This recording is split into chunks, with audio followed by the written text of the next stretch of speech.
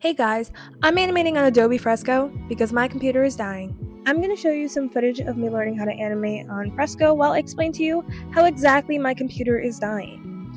Recently, my laptop thinks I've been holding down the Alt or Command key. It switched between both, making it virtually impossible to use creative programs like Toon Boom Harmony and Photoshop because I can't use shortcuts. This is not a physical issue. I've been to the Apple Store about 4 or 5 times at this point. They restarted my computer, checked for malware. They shipped my computer to get the keyboard top case replaced. Eventually, they gave me a refund when it became obvious that didn't fix the problem. They've wiped my computer and I didn't select a backup. But the issue won't go away.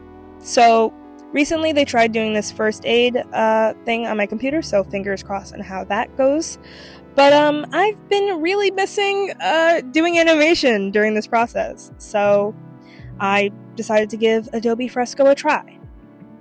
So I went through the tutorial, learning how to use the program. They have frame-by-frame animation and path animation, which is like tweening on Adobe Animate or animating with pegs on Toon Boom. I struggled with the path tool when trying to figure out how to use it for my personal animation. It was fine in the tutorial, and I intended to go back to it, but as I went through, I pushed this program to the limit storage-wise, and I just didn't come back to it.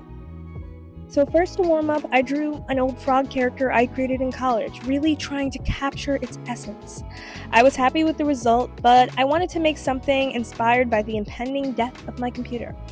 So the first step, making storyboards, was a pretty smooth process. It took me some time just to figure out what the story was going to be.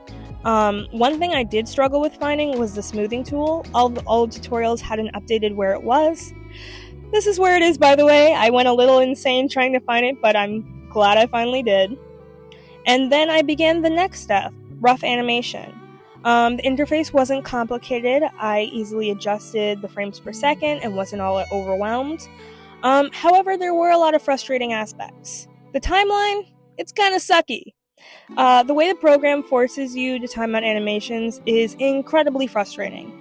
You have to individually add frames to extend the time, so there were so many times I was just clicking duplicate frame over and over again to add pauses, as opposed to in a program like Toon Boom Harmony or TV Paint, where you can just move up your cursor and click to extend your frames however many frames with just one shortcut.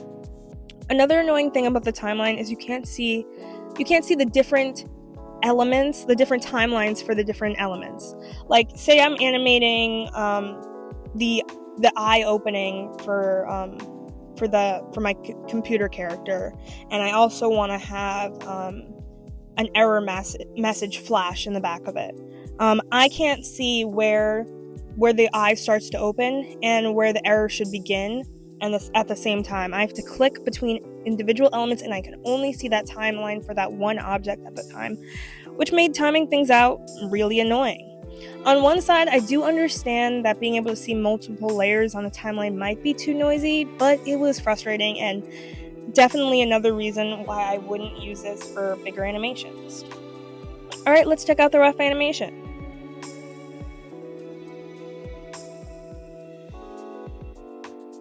I was pretty happy how this turned out, and I started rendering.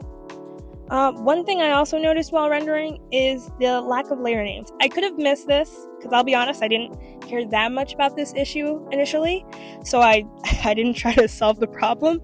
But as I continued, the fact that I couldn't label layers got really annoying, especially when I'm clicking through and then I have to scroll to find what I animated on this layer so I can actually know so I can change an element, so I can clean things up. It was just kind of annoying. It just got annoying. Another thing I really wish they would add is the ability to copy and paste multiple frames. The fact that you didn't have the ability to do that made the pauses in animations so much more annoying to achieve. In any other program, I'd be able to select multiple frames, copy and paste, and it'd be easy. And let's rapid fire some small issues I had. I'm glad they had the onion skin tool, super easy to turn on. I like that you could increase the amount of frames you were seeing before and after.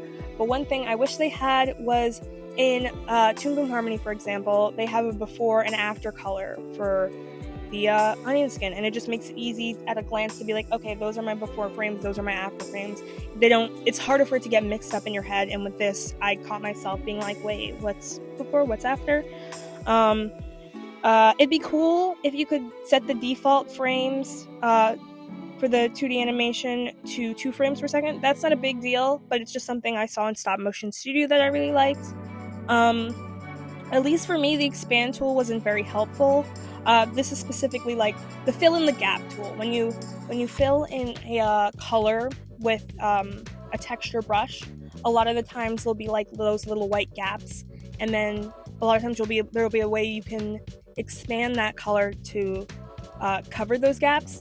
But for me, whenever I tried to do that, just as it was getting to the point with the slider that it seemed like maybe it was going to cover all of them, it would just leak out the whole thing and fill the whole screen, so that wasn't very helpful. I don't know if that was just my brush, so that could just be a me issue, but I don't know. Okay, now that I've finished my review, let's check out what I made.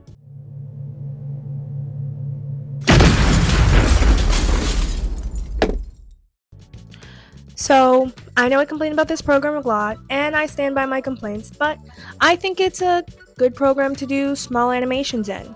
I mean, whenever Adobe asks me to rate their products or ask for suggestions, I always put combine Adobe and Photoshop, so you can use brushes and animate, and I'm excited that they're taking this step forward. Would I use this product in the future? Yeah. If I'm out and I'm bored and I have my iPad and I want to make something, sure. I would definitely keep in mind the constraints of the program when deciding what I want to make.